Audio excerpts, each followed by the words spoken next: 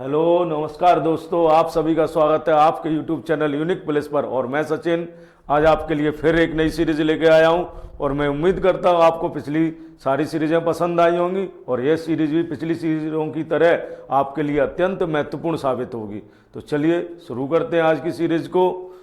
आज की motivational lines हैं। मंजिल बड़ी जिद्दी होती हैं, मंजिल बड़ी जिद्दी होती हैं, हासिल कहाँ नसीबों से होती हैं, हासिल कहाँ नसीबों से होती है, मगर माँ तूफान भी हार जाते हैं जहाँ कश्तियाँ जिद पर होती हैं।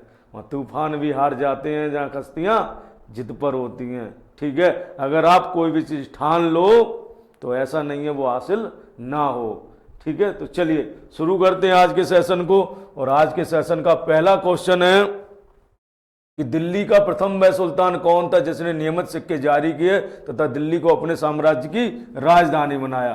तो देखिए, इल्तुतमिश जो था दिल्ली सल्तनत का पहला शासक था जिसने नियमित सिक्के जारी किए और दिल्ली को अपनी राजधानी बनाया।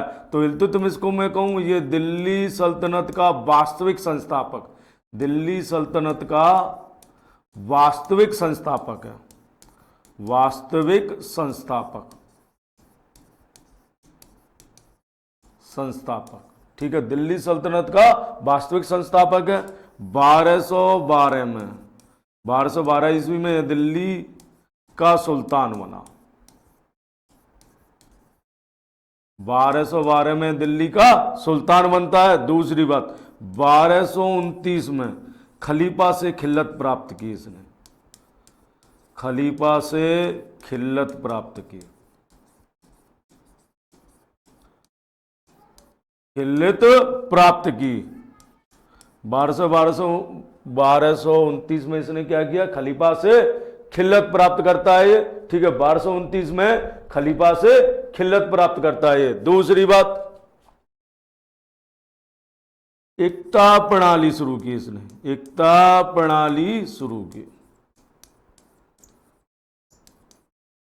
एकता प्रणाली शुरू की इल्तुतमिश ने। ठीक है, एकता प्रणाली को शुरू करने वाला पहला सुल्तान इल्तुतमिश है। एकता प्रणाली को शुरू करने वाला पहला सुल्तान कौन है? इल्तुतमिश है।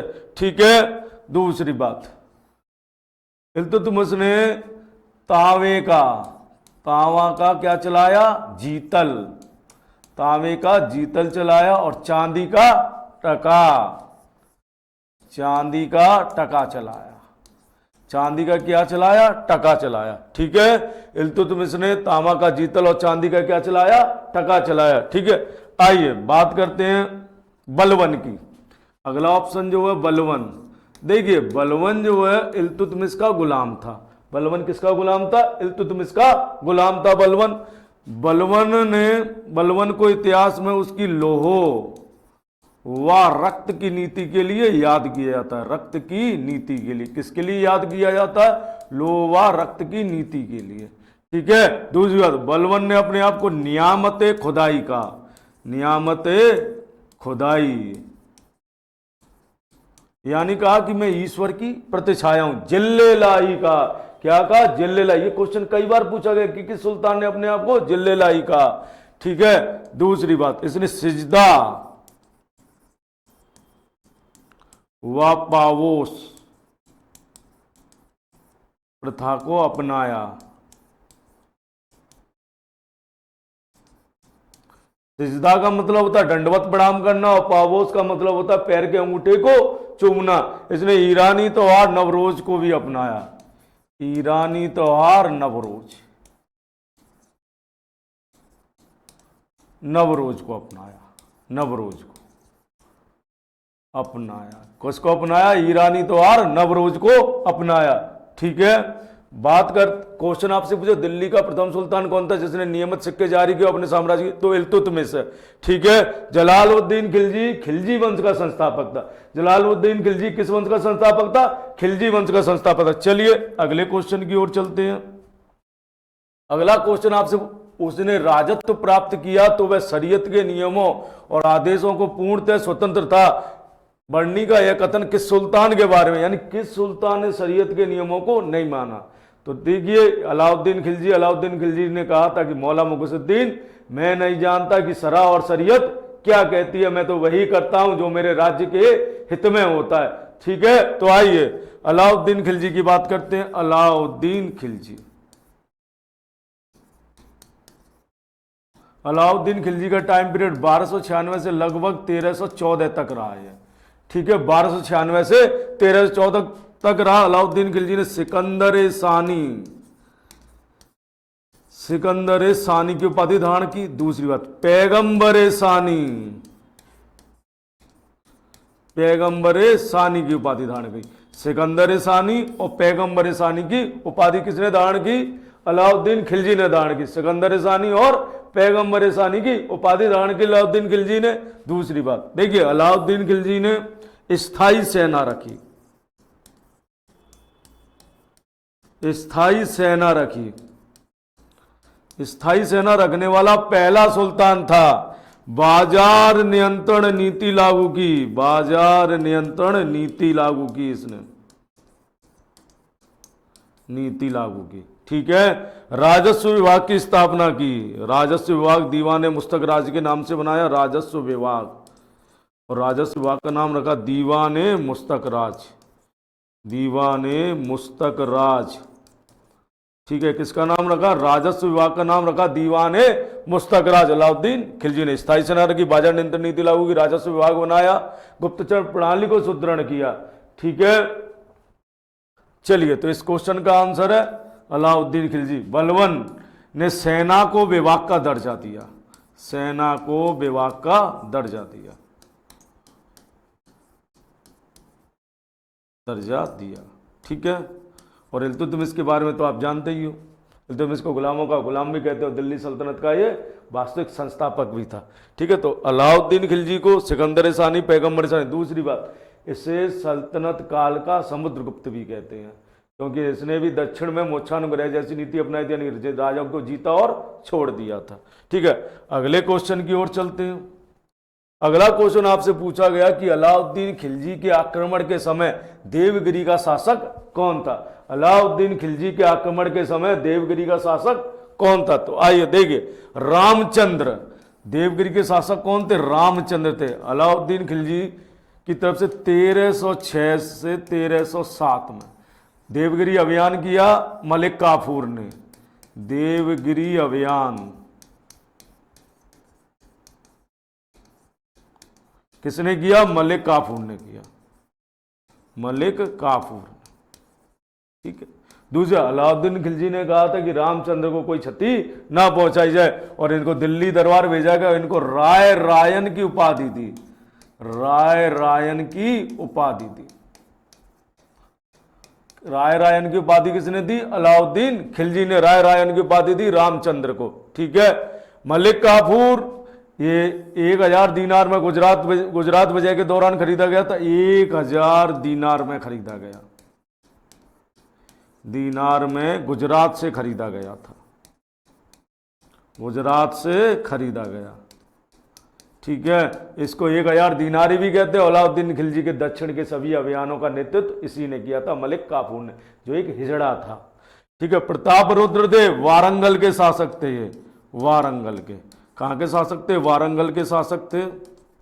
इन्होंने अलाउद्दीन खिलजी के आगे आत्मसमर्पण कर दिया और कोहिनूर हीरा भेंट किया। ठीक है, कोहिनूर हीरा अलाउद्दीन खिलजी को भेंट किया। कोहिनूर हीरा इसको भेंट किया? अलाउद्दीन खिलजी को हीरा भेंट किया। तो सोने की अपनी मूर्ति बनवाकर उसे सोने की जंजीर से जकड़े हुए और उसके गले में कोहिनूर हीरा पहने हुए मूर्ति भेंट की थी। अलाउद्दीन खिलजी का आत्मसमर्पण स्वीकार किया। राणा रतन सिंह, आइए, राणा रतन सिंह कहाँ के शासक थे? चित्तौड़ के। राणा रतन सिंह कहाँ के शासक थे? ये चित्तौड़ के, चित्तौड़। और चित्तौड़ अभियान अलाउद्दीन खिलजी ने कब किया? 1303 में किया। ठीक है, आप सभी को पता है रानी पद्मावती ने जौहर व्रत का पालन किया था। इसमें रानी पद्मावती ने किसका पालन किया था? जौहर व्रत का पालन किया।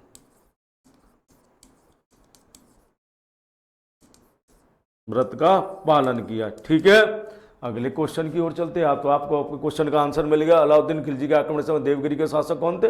रामचंद्र थे। देवगिरी के शासक कौन थे? रामचंद्र थे। चलिए अगले क्वेश्चन की ओर चलते हैं। अगला क्वेश्चन पूछा गया, अलाउद्दीन खिलजी के निम्न सेना अध्यक्षों में से कौन तुगलक वंश का प्रथम सुल्तान बना?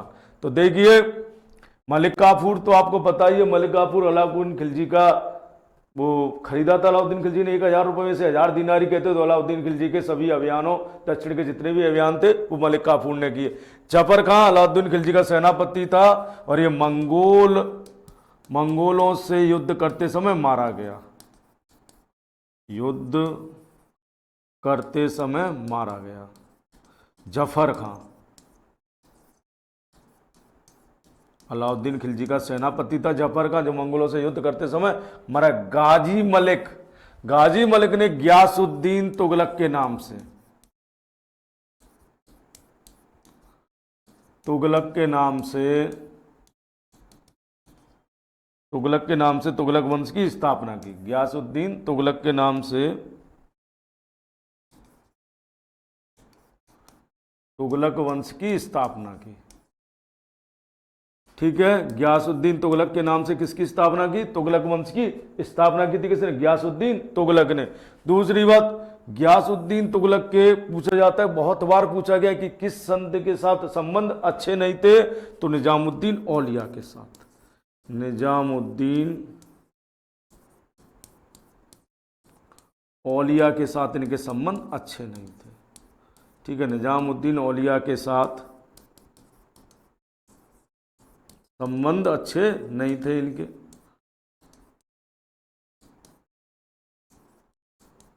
ठीक है, कथन हनूज दिल्ली दूरस्थ, कथन था हनूज दिल्ली दूरस्थ, किसके लिए क्या था? गियासुद्दीन तुगलक का, हजूर दिल्ली अभी दूर है, हनूज दिल्ली दूरस्थ।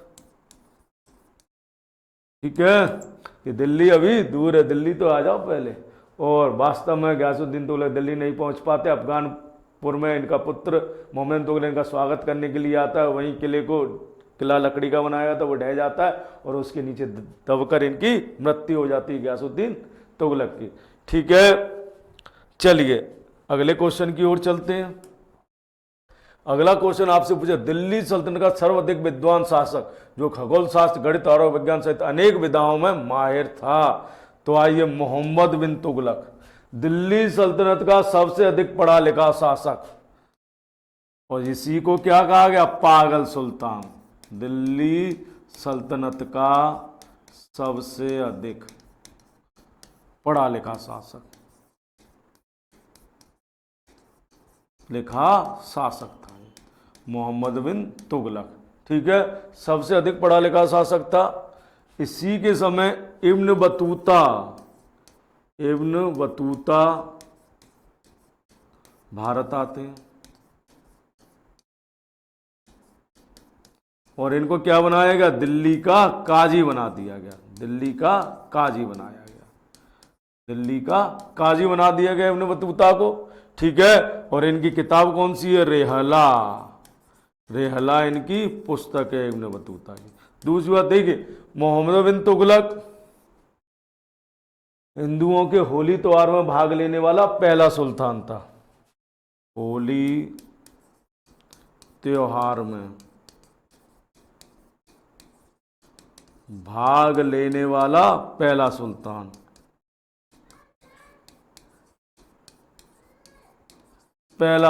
था। ठीक है, हिंदुओं के त्योहार होली में भाग लेने वाला पहला सुल्तान कौन था? मोहम्मद बिन तुगलक था। देखिए, मोहम्मद बिन तुगलक ने कृषि को विभाग का दर्जा दिया। इसने क्या किया? कृषि को विभाग का दर्जा दिया, कृषि को विभाग का दर्जा दिया। ठीक है, मोहम्मद बिन तुगलक ने कृषि को किसका दर्जा दिया? विभाग का दर्जा, जिसको दीवाने को ही कहा। क्या कहा? दीवान ए को ही कृषि को विभाग का दर्जा दिया और उसको क्या कहा? दीवाने को ही कहा। देखिए, मोहम्मद बिन तुगलक के 4 ऐसे कार्य हैं जिसके लिए उसको पागल सुल्तान कहा जाता है। ठीक है, यानी कार्य तो निर्णय उसके गलत नहीं थे, लेकिन समय गलत था। उन्हें 4 कार्य किए। डॉक्टर सुशील कुमार, यानी दोआम में कर वृद्धि, दोआम में कर वृद्धि। ठीक है, देखिए दुआम में उसने कर वृद्धि की, उसी समय अकाल पड़ गया। ठीक है, तो ये उसका निर्णय गलत हो गया। राजधानी परिवर्तन,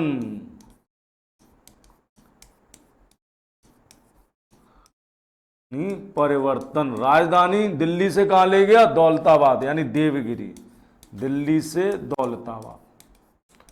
लेकिन समय उसने गलत चुना, गर्मियों की ऋतु थी, जून का महीना, दौलताबाद।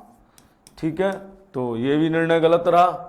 सांकेतिक मुद्रा का प्रचलन, सांकेतिक मुद्रा का प्रचलन, ठीक है, तांबे के सिक्के चलाए इसने, और ये भी इसका असफल रहा, सिक्के चलाए, लेकिन उस पर कोई भी ऐसा राजनीतिक चिन्ह नहीं बनाया जिसकी नकल ना की जा सके। तो प्रत्येक व्यक्ति का घर टकसाल बन गया, घर घर सिक्के छपने लगे, और मार्केट में नकली सिक्के बहुत अधिक आ गए। ठीक है, और एक है कराचिल अभियान, कराचिल अभियान, ये भी सर्दियों में इसने कराचिल अभियान के, जिसमें इसकी बहुत अधिक सेना मर गई। तो ये भी असफल रहा, और इसके इन्हीं 4 कार्यों के कारण इसको पागल सुल्तान कहा गया। चलिए अगले क्वेश्चन की ओर चलते हैं। ठीक है, अगला क्वेश्चन आपसे, निम्नलिखित में से किस सुल्तान के दरबार में सबसे अधिक गुलाम थे? तो अच्छा, पहले क्वेश्चन का आंसर क्या था? तो देखिए, इसका आंसर था मोहम्मद बिन तुगलक। ठीक है, चलिए अगले क्वेश्चन की ओर चलते हैं। आपसे पूछा गया कि निम्नलिखित में से किस सुल्तान के दरबार में सबसे अधिक गुलाम थे? तो सबसे अधिक गुलाम थे फिरोज शाह तुगलक के दरबार। इस सुल्तान को गुलाम रखने का बहुत शौक था। ठीक है, इसने गुलामों के लिए अलग विभाग बनाया, दीवाने वंदगान, वंदगान, ये गुलाम विभाग बनाया। कौन सा विभाग बनाया? दीवाने वंदगान बनाया, गुलामों के लिए अलग विभाग बनाया, दीवाने वंदगान। दूसरी बात, गुलामों के निर्यात पर, गुलामों के निर्यात पर रोक लगा दी, रोक लगा दी। ठीक है, रोक लगा दी। दूसरी बात, फिरोज शाह तुगलक ने नहरों का निर्माण करा, बड़े स्तर पर नहरें बनवाई इसने, बड़े स्तर पर नहरें बनवाई, नहरें बनवाई। ठीक है, दूसरा, नगर बसाए, जिसमें फिरोजाबाद, फिरोजपुर, हिसार, ठीक है, फतेहाबाद, हरियाणा में जो डिस्ट्रिक्ट है फतेहाबाद। दूसरी बात, जौनपुर, जौनपुर नगर अपने भाई जौना खां की याद में बसाया, अपने भाई जौना खां की याद में, ठीक है, जौना खां की याद में। दूसरी बात, फिरोज शाह तुगलक यानी एकमात्र सुल्तान जिसने अपनी आत्मकथा लिखी है, एकमात्र सुल्तान जिसने क्या लिखी है? आत्मकथा लिखी है, फतुहाते फिरोज शाही के नाम से आत्मकथा लिखी है, लिखी। ठीक है, आत्मकथा लिखी किस नाम से? फतुहाते फिरोज शाही के नाम से, फतुहात ए फिरोज शाही। ठीक है, फतुहाते फिरोज शाही के नाम से आत्मकथा लिखी है। दूसरी बात, इसने ब्राह्मणों पर भी जजिया कर लगा दिया। अब तक जजिया कर ब्राह्मणों पर नहीं लगता था, ब्राह्मणों पर जजिया कर लगाया, जजिया कर। ठीक है, तो ब्राह्मणों पर जजिया कर लगाने वाला सुल्तान फिरोज शाह तुगलक था। महिलाओं का मजारों पर जाने पर प्रतिबंध लगा दिया फिरोज शाह तुगलक ने। महिलाओं का मजारों पर जाने पर प्रतिबंध लगाने वाला सुल्तान कौन था? फिरोज शाह तुगलक था। ठीक है, महिलाओं पर मजारों पर जाने पर प्रतिबंध लगा। दूसरा, इसने सरकारी पदों को क्या कर दिया? वंशानुगत कर दिया, यानी सरकारी सेवाएं वंशानुगत कर दी, सेना में भी पदों को वंशानुगत कर दिया। ठीक है, चलिए तो अगले क्वेश्चन की ओर चलते हैं हम। अगला क्वेश्चन है, भारतीय शासन द्वारा राजकीय चिन्ह को कब अंगीकृत किया गया था? तो राजकीय चिन्ह आपको पता ही है कहां से लिया गया, सारनाथ से। सारनाथ में जो अशोक की लाट है उससे लिया गया है, ठीक है। और हमारा राष्ट्रीय वाक्य क्या है?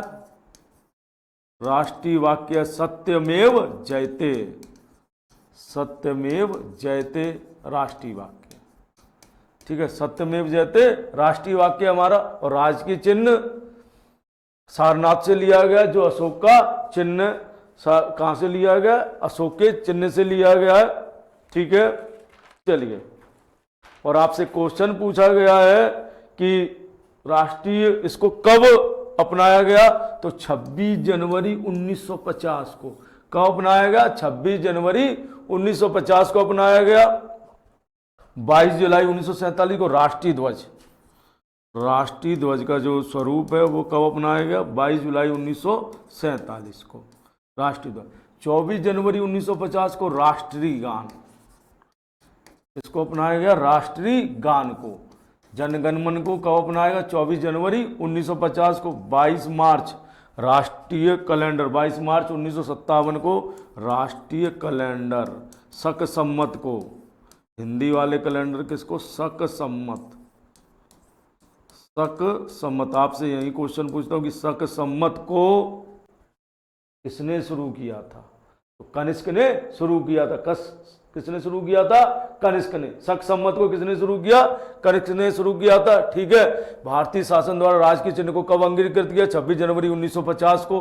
कहां से लिया है? सारनाथ, अशोक का जो चिन्ह है उससे लिया गया है। दूसरा, राष्ट्रीय वाक्य सत्यमेव जयते, जो मुंडक उपनिषद से लिया गया है, ठीक है। चलिए आगे की ओर चलते हैं। अगला क्वेश्चन आपसे पूछा गया कि संविधान के किस प्रावधान के अंदर भारतीय संसद को नया राज्य बनाने का अधिकार दिया गया है, ठीक है।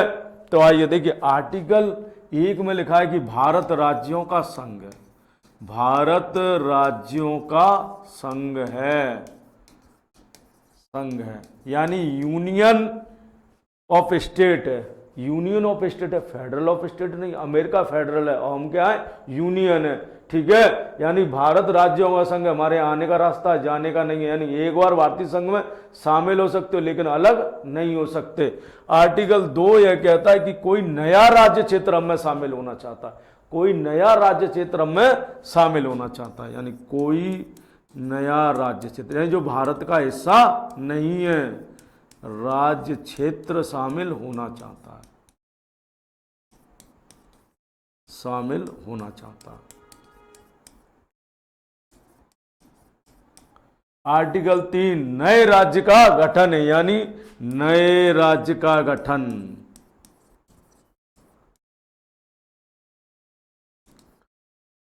राज्य का नाम परिवर्तन,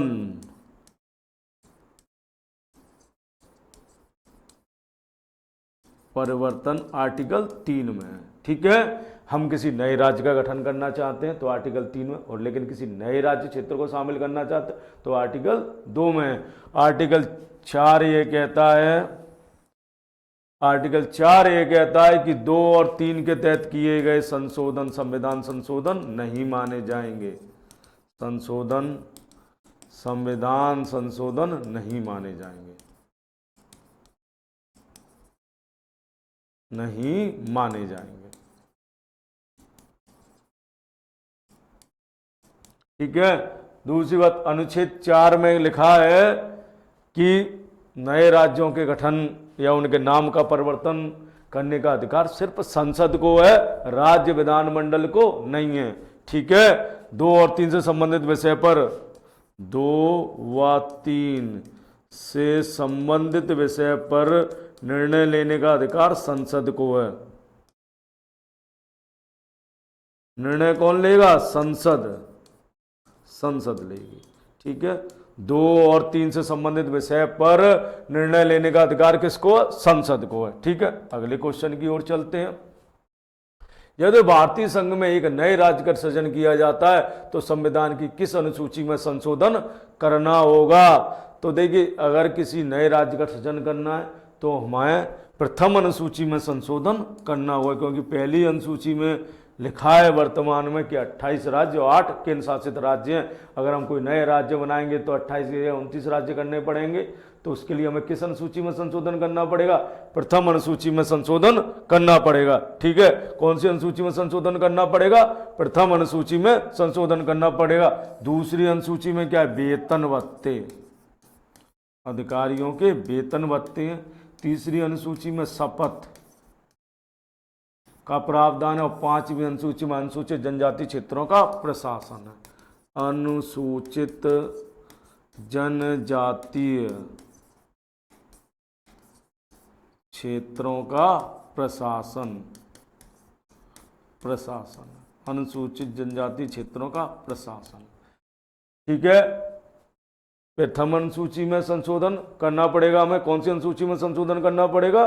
प्रथम अनुसूची में संशोधन करना पड़ेगा। ठीक है, दूसरी अनुसूची में वेतन भत्ते हैं, तीसरी अनुसूची में शपथ है और पांचवी अनुसूची में जनजाति क्षेत्रों का प्रशासन है। ठीक है, चलिए अगले क्वेश्चन की ओर चलते हैं। अगला क्वेश्चन कहता है भारत की नागरिकता प्राप्त नहीं की जा सकती। तो पहली बात, भारत की नागरिकता, आइए, नागरिकता संघ सूची का विषय है। किसका विषय है? संघ सूची का विषय। ठीक है, संघ सूची का विषय। दूसरी बात, एकल नागरिकता का प्रावधान। भारत में कैसी नागरिकता है? एकल नागरिकता, यानी भारत संघ राज्य क्षेत्र में हम कहीं भी निवास करते हैं, भारत के नागरिक कहलाएंगे। ठीक है, आप कहीं भी रहिए भारत में, नागरिक किसके कहलाओगे? भारत के नागरिक कहलाओगे। ठीक है, दूसरी बात, और नागरिकता पर कानून बनाने का अधिकार संसद को, राज्य को नहीं है। और नागरिकता की प्राप्ति कैसे होती है? तो नागरिकता की प्राप्ति होती है जन्म से। जैसे आप भारत संघ राज्य क्षेत्र में निवास करते हो, आपका जन्म भारत संघ राज्य क्षेत्र में हुआ है, तो आपको जन्म से भारत की नागरिकता प्राप्त है, बशर्ते माता पिता में से कोई एक अवैध आवर्जक ना हो। दूसरा है आपका वंशगत, या मैं कहूं रक्त संबंध के आधार पर। यदि किसी व्यक्ति का जन्म भारत से बाहर हुआ है, लेकिन उसके जन्म के समय माता पिता में से कोई एक भारत का नागरिक है, तो व्यक्ति वंशक्रम के आधार पर भारत की नागरिकता प्राप्त कर सकता है। ठीक है, वंशक्रम के आधार पर भारत की नागरिकता प्राप्त कर सकता है, बशर्ते उसके माता पिता में से उसके जन्म के 1 वर्ष के अंदर भारतीय दूतावास को सूचित किया जाए जिस देश में वो है। ठीक है, तीसरा है आपका पंजीकरण द्वारा, रजिस्ट्रेशन द्वारा आप भारत की नागरिकता प्राप्त कर सकते हैं। चौथा है देशीकरण द्वारा। देशीकरण सुविधा उन्हीं देशों को मिलती जो देश ये सुविधा देते हैं। ठीक है, और पंजीकरण द्वारा ये सुविधा उन लोगों के लिए जिनको जन्म से और वंशागत आधार पर भारत की नागरिकता नहीं प्राप्त होती है, उन लोगों के लिए सुविधा दी गई है। ठीक है, जैसे मान लीजिए जो भारत के नागरिक हैं उनसे कोई विदेशी मूल की महिला विवाह करती है, या भारतीय महिला से कोई विदेशी मूल का जो नागरिक है वो शादी करता है, पुरुष शादी करता है, तो उन लोगों के लिए सुविधा दी गई है। लेकिन इसके लिए तुरंत नागरिकता नहीं मिलेगी, पहले भारत में निवास करना होगा। ठीक है, और किसी भी भूभाग का समझ, यानी कोई भी नया राज्य क्षेत्र भारत में शामिल होता है तो उस देश के नागरिक स्वतः भारत के नागरिक हो जाएं। कोई भी नया क्षेत्र भारत में शामिल हो। ठीक है, लेकिन पैसे द्वारा भारत की नागरिकता प्राप्त नहीं की जा सकती। तो किससे प्राप्त नहीं होगी? भारतीय बैंक में धन जमा करके भारत की नागरिकता को प्राप्त नहीं किया जा सकता है। ठीक है, अगले क्वेश्चन की ओर चलते हैं। अगला क्वेश्चन कहता है कि भारतीय संविधान के निम्नलिखित अनुच्छेदों में से कौन सा विधायन सत्ता पर पूर्ण नियंत्रण रखता है? तो आइए देखिए, पहले आर्टिकल 12 की बात का। आर्टिकल 12 में राज्य की परिभाषा है कि राज्य क्या है, राज्य की परिभाषा। आर्टिकल 12 में राज्य की परिभाषा है।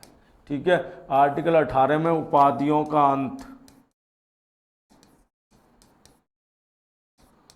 अंत है। ठीक है, और आर्टिकल 19 में स्वतंत्रता की बात की गई है, स्वतंत्रता, और स्वतंत्रता भी वाक व अभिव्यक्ति की स्वतंत्रता।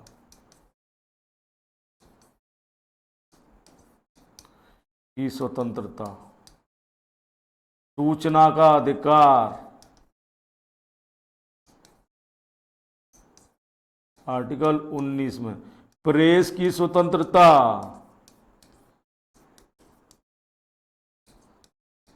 सारी स्वतंत्रता है किसमें? आर्टिकल 19 में। आर्टिकल 19 में संघ बनाने की स्वतंत्रता है, सम्मेलन करने की स्वतंत्रता है, भारत संघ राज्य क्षेत्र में कहीं भी भ्रमण करने की स्वतंत्रता है आर्टिकल 19 में ही, और कहीं भी निवास करने की स्वतंत्रता है, और कोई भी व्यापार अपनी जीविका उपार्जन के लिए व्यापार करने की भी स्वतंत्रता। लेकिन देश हित में इन सभी पर निर्बंधन लगाए गए, यानी देश हित के लिए अगर हो तो इन सबको कम किया जा सकता है।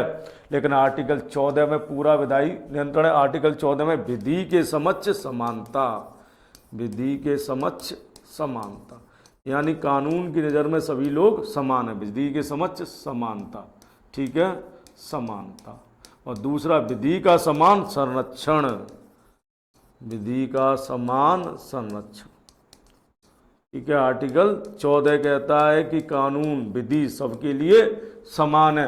और दूसरा समान परिस्थिति में समान व्यवहार, यानी समान परिस्थिति समान व्यवहार किया जाएगा, यानी राष्ट्रपति और राज्यपाल और विधायक और सांसदों के लिए कुछ विशेषाधिकार दिए गए हैं, ठीक है, जो आम नागरिकों को नहीं है। तो आइए इस क्वेश्चन का आंसर है आर्टिकल 14, ठीक है। अगले क्वेश्चन की ओर चलते हैं। अगला क्वेश्चन कहता है समानता का अधिकार संविधान के निम्न अनुच्छेदों में किसके अंतर्गत दिया हुआ है, ठीक है। तो देखिए 14 में विधि के समक्ष समानता, विधि के समक्ष समानता, समक्ष समानता 14 में। 15 कहता है कि मूल वंश जाति लिंग जन्म स्थान के आधार पर कोई भी भेदभाव नहीं किया जाएगा। मूल वंश जाति लिंग जन्म स्थान के आधार पर विभेद को निषेध करता है, निषेध करता है,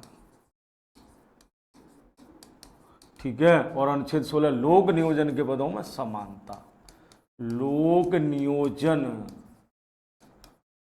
के पदों पर समानता, यानी नियुक्ति में क्या है? समानता, समानता, ठीक है। बात करता हूं मैं समानता की, तो देखिए समानता, जो समानता है वो आर्टिकल 14 से 18 तक है, आर्टिकल 14 से 18 तक है समानता।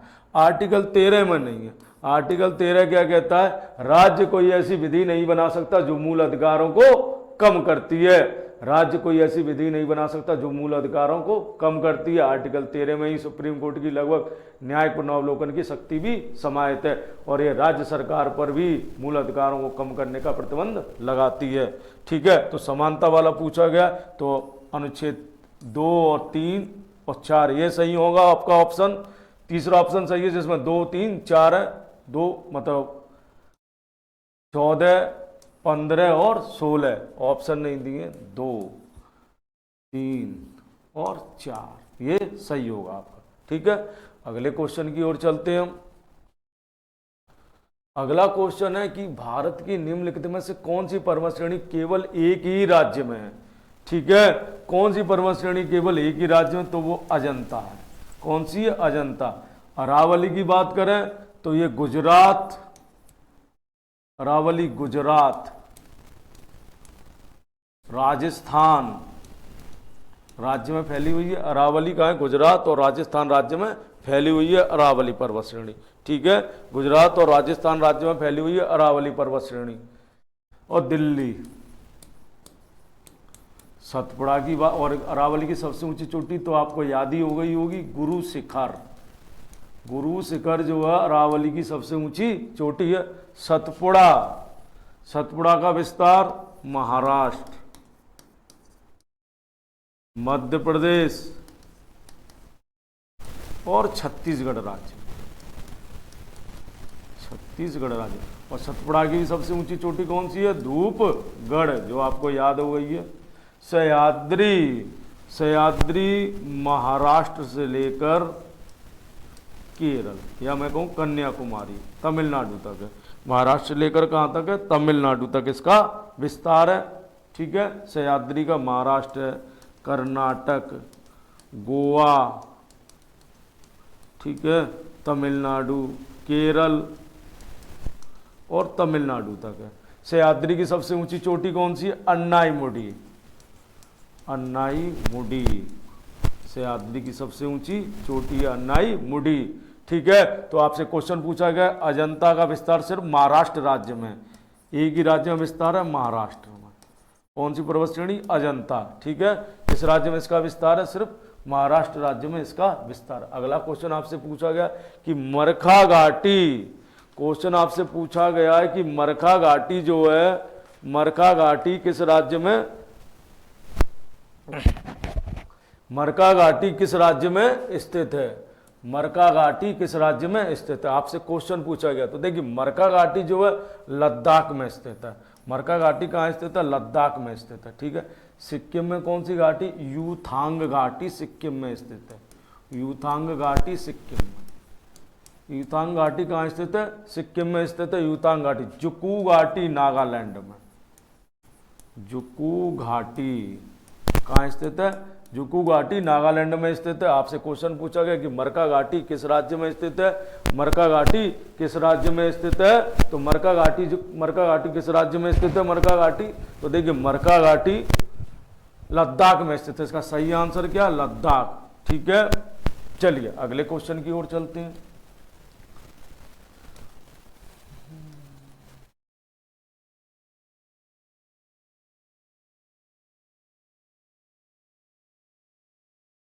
अगला क्वेश्चन आपसे पूछा गया है कि नाथुला दर्रा किस राज्य में स्थित है?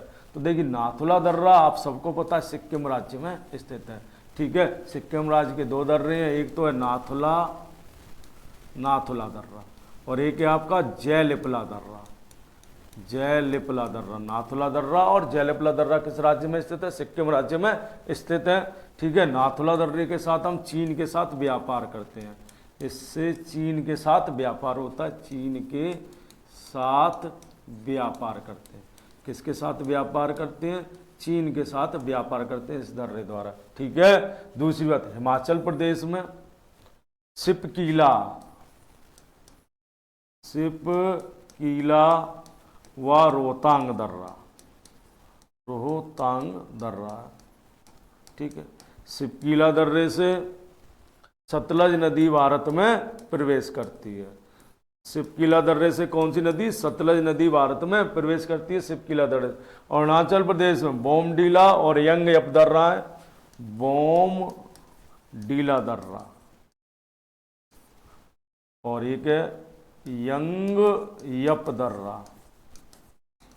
और यंग यप दर्रे से ब्रह्मपुत्र नदी भारत में प्रवेश करती है, इससे ब्रह्मपुत्र नदी भारत में प्रवेश करती है। ठीक है, कौन सी नदी प्रवेश करती है? ब्रह्मपुत्र नदी भारत में प्रवेश करती है। ठीक है, मणिपुर में तुजू दर्रा है। मणिपुर में कौन सा दर्रा है? तुजू दर्रा। तुजू दर्रा है। ठीक है, मणिपुर में कौन सा दर्रा है? तुजू दर्रा है। चलिए अगले क्वेश्चन की ओर चलते हैं।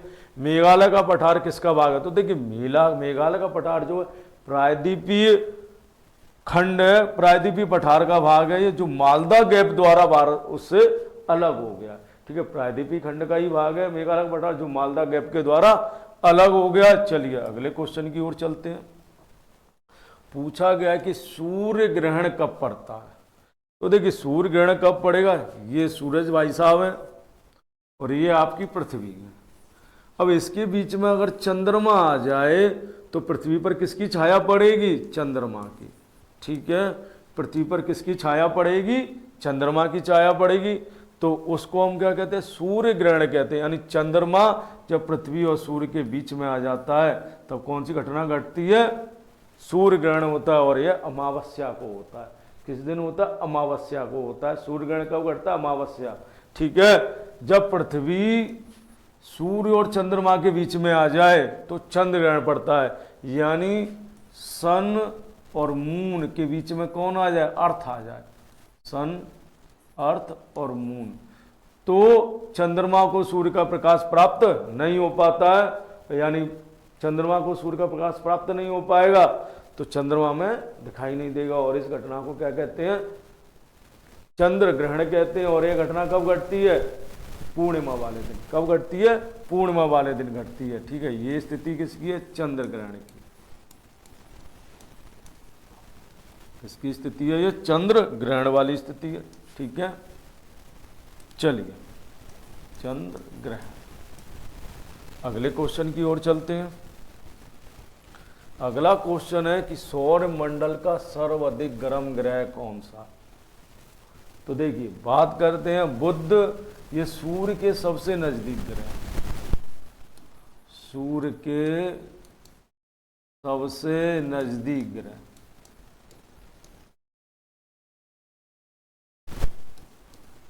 ठीक है, लेकिन ये सबसे गर्म नहीं है क्योंकि इस पर वायुमंडल नहीं है। क्या नहीं है? वायुमंडल नहीं है। जब इस पर वायुमंडल नहीं है तो सूर्य का प्रकाश आता है, तो दिन के समय तो इसका टेम्परेचर बहुत अधिक हो जाता है, लेकिन रात्रि में माइनस चला जाता है। तो यहाँ दैनिक तापांतर सबसे अधिक होता है, तापांतर अधिक होता है।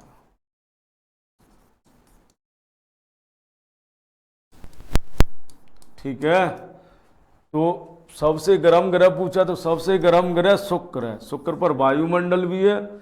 ठीक है, और ये सबसे गर्म ग्रह, इसको साय का तारा और भोर का तारा भी कहते हैं। साय का तारा यानी इवनिंग स्टार और मॉर्निंग स्टार, भोर का तारा भी कहते हैं।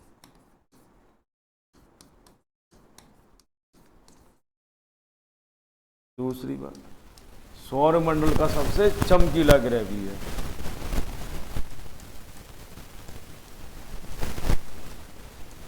मंडल का सबसे चमकीला ग्रह,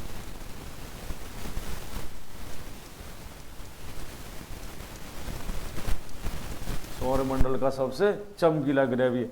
या प्रेशर कुकर जैसी स्थिति रहती है, यानी औसत वार्षिक तापमान या औसत दैनिक तापमान सबसे अधिक कहाँ होता है? शुक्र ग्रह पर होता है। चलिए अगले क्वेश्चन की ओर चलते हैं। प्रकाश का रंग निर्धारित होता है। तो देखिए, प्रकाश का रंग निर्धारित होता है उसकी तरंग दैर्घ्य के कारण। प्रकाश का रंग उसकी तरंग दैर्घ्य के कारण निर्धारित होता है। किसके कारण? तरंग दैर्घ्य के कारण निर्धारित होता है। आइए इधर, तरंग दैर्घ्य यानी जिस रंग की तरंग दैर्घ्य अधिक होती है, तरंग दैर्घ्य अधिक है तो प्रकीर्णन कम होता है, प्रकीर्णन कम होगा। ठीक है, सबसे अधिक तरंग दैर्घ्य लाल रंग की होती है। ठीक है, दूसरी बात, अगर तरंग दैर्घ्य कम है तो प्रकीर्णन अधिक होगा, अधिक होगा। ठीक है, और बैंगनी रंग की तरंग दैर्घ्य सबसे कम होती है। बैंगनी रंग की तरंग दैर्घ्य सबसे कम होती है और प्रकीर्णन सबसे अधिक होता है। लाल रंग का तरंग दैर्घ्य सबसे अधिक होती है और प्रकीर्णन सबसे कम होता है। इसलिए खतरे के निशान लाल रंग के बनाए जाते हैं, क्योंकि उनकी स्कैटरिंग कम होती है, इसलिए वो हमें दूर से दिखाई दे जाते हैं। ठीक है, और आसमान का रंग नीला दिखाई देता है प्रकीर्णन के कारण। चलिए अगले क्वेश्चन की ओर चलते हैं। अगला क्वेश्चन है, सूर्य अस्त तथा सूर्य उदय के समय सूर्य लाल रंग का प्रतीत होता है, तो किसके कारण प्रतीत होता है? प्रकाश के प्रकीर्णन के कारण। देखिए इधर, मैंने आपको बताया था अभी कि लाल रंग की क्या होती है?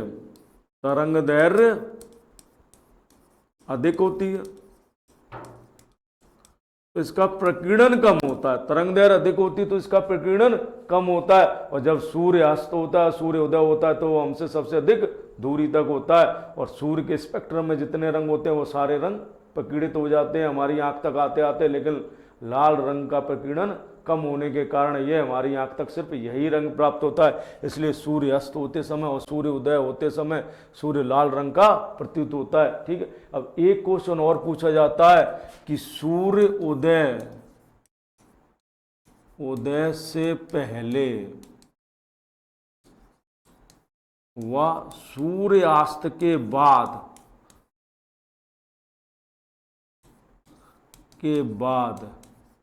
लाल क्यों दिखाई देता?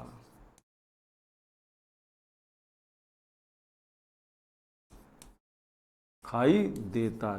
देखिए यहां आपसे पूछा गया कि सूर्य अस्त और सूर्य उदय होते समय, ठीक है, लाल क्यों दिखाई देता, तो उसका आंसर है प्रकाश का विकिरण। लेकिन सूर्य उदय भी हुआ नहीं, लेकिन वहाँ पहले से लालिमा दिखाई देने लगती है। ऐसे सूर्य अस्त हो चुका है लेकिन फिर भी वहाँ लाल कलर, लाल लाल सा प्रतीत होता है, और ऐसा प्रकाश के अपवर्तन के कारण होता है। किसके कारण होता है? प्रकाश के अपवर्तन के कारण होता है। ठीक है, ऐसा क्यों होता है? प्रकाश के अपवर्तन के कारण होता है। और आपसे जो क्वेश्चन पूछा गया उसका आंसर क्या है? प्रकीर्णन। ठीक है, यानी सूर्य अस्त और सूर्य उदय के समय तो प्रकाश का प्रकीर्णन है, सूर्य उदय से पहले और सूर्यास्त के बाद प्रकाश के अपवर्तन के कारण। देखिए वहां क्वेश्चन ध्यान से पढ़ने की जरूरत है पेपर में, यह क्वेश्चन कई बार पूछा गया है, और अगर आप ध्यान से नहीं पढ़ेंगे तो इस क्वेश्चन को गलत कर देंगे। वहां यह देखना है कि सूर्यास्त और सूर्योदय के समय पूछा है कि सूर्योदय और सूर्यास्त के, सूर्योदय के पहले और सूर्यास्त के बाद में पूछा गया है। ठीक है, चलिए अगला क्वेश्चन। ध्वनि का वेग अधिकतम होता है, तो देखिए ध्वनि क्या है? यांत्रिक तरंग है। ध्वनि कैसी तरंग है? यांत्रिक तरंग है, और यांत्रिक तरंगों को संचरण के लिए माध्यम की आवश्यकता होती है। संचरण के लिए माध्यम की आवश्यकता होती है।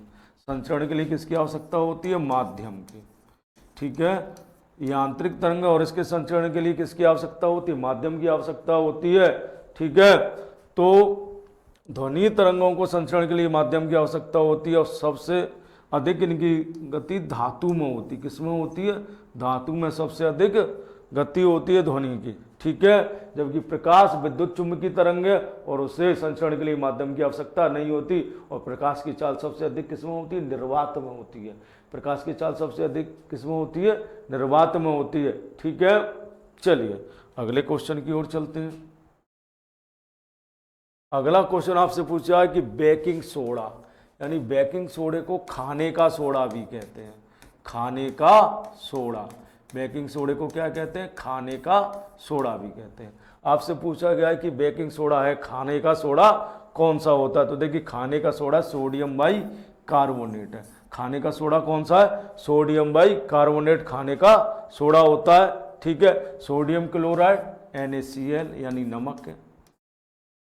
सोडियम कार्बोनेट ये वॉशिंग पाउडर बनाने काम में आता है, Na2CO3। वॉशिंग पाउडर बनाने काम आता है सोडियम कार्बोनेट, और sodium by carbonate baking soda होता है, जिसे खाने का सोडा भी कहते हैं। पेट की अम्लता को दूर करने में भी इसका प्रयोग किया जाता है। चलिए अगला क्वेश्चन, बाद फिर भी यही क्वेश्चन है। चलिए ठीक है, इसी के साथ आज का सेशन समाप्त होता है, और मैं उम्मीद करता हूं कि आपको आज का सेशन पसंद आया होगा, और आप इसको लाइक कीजिए, शेयर कीजिए। ठीक है, चलिए तो इसी के साथ मैं विदा लेता हूं आपसे।